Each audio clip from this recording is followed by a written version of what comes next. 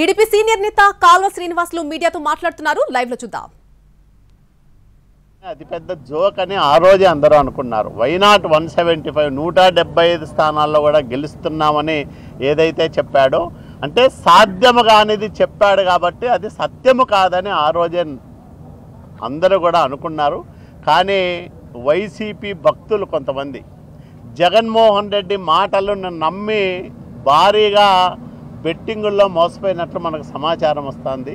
ఈ రకంగా కూడా జగన్మోహన్ రెడ్డి తనను నమ్ముకున్న వాళ్ళను నట్టేట ముంచాడు. 5 సంవత్సరాలు రాష్ట్రాన్ని రాష్ట్ర భవిష్యత్తును నాశనం చేసి బడుగు బలహీన వర్గాల సంక్షేమానికి సమాధి గట్టి రాష్ట్ర అభివృద్ధికి పాడగట్టి ఒక వికృతమైన చేష్టలతో రాక్షస పరిపాలన చేసి ఆంధ్రప్రదేశ్ రాష్ట్రాన్ని సర్వనాశనం చేశాడు.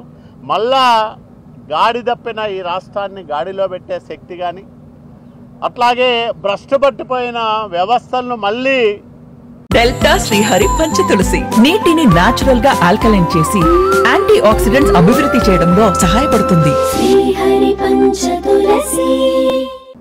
వాటికి ప్రాణప్రతిష్ఠ చేసే శక్తి కానీ చంద్రబాబు నాయుడు గారికి మాత్రమే ఉందని ప్రజలు నమ్మారు. కాబట్టి ఒకవైపు నరేంద్ర మోడీ గారి ఆశీస్సులు, మరోవైపు పవన్ కళ్యాణ్ గారి సహకారం, త్యాగం ఇవన్నీ కలగలిపి ఈరోజు ఎన్డీఏ కూటమి ఇంత అత్యధికమైన స్థానాల్లో విజయదుందుబి మోగిస్తూ ఉందని మీ అందరికీ నేను మనవి చేస్తాను.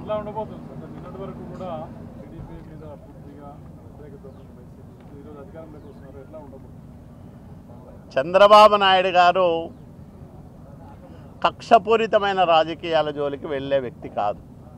కానీ ఎవరైతే జగన్మోహన్ రెడ్డి కోసం పరిధి దాటి పనిచేశారో, చట్టాన్ని చేతిలో తీసుకొని తెలుగుదేశం పార్టీ నాయకులను, కార్యకర్తలను, ప్రజలను, ప్రజా సంఘాల వాళ్ళను హింసించారో, బాధ పెట్టారో వాళ్ళు చట్ట ప్రకారంగా తగిన మూల్యం చెల్లించుకోక తప్పదని మాత్రం నేను గట్టిగా చెప్పదలుచుకున్నాను.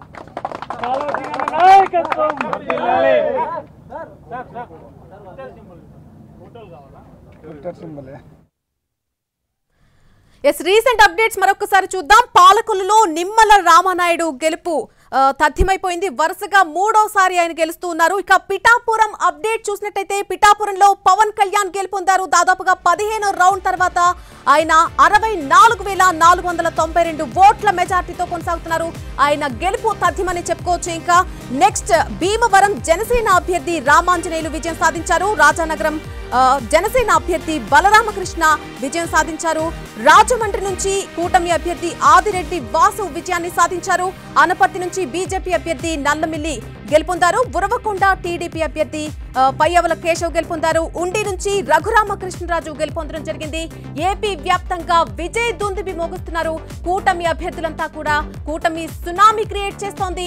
వైసీపీ సునామీలో కొట్టుకుపోతోంది. అన్ని జిల్లాల్లో కూడా మనకి ఇదే సేమ్ సిచ్యువేషన్ కనిపిస్తోంది. దాదాపుగా క్లీన్ స్వీప్ చేసేసినటువంటి పరిస్థితి కనిపిస్తోంది. రాయలసీమలో కూడా వింతగా అసలు రాయలసీమలో కూడా వైసీపీ ప్రభావం ఎక్కడా కనిపించలేదు. కోస్తా జిల్లాల్లో కూడా జనం కూటమికే జై కొట్టారు. తెలుగుదేశం పార్టీ చరిత్రలో అతిపెద్ద విజయంగా దీన్ని చెప్పుకోవచ్చు.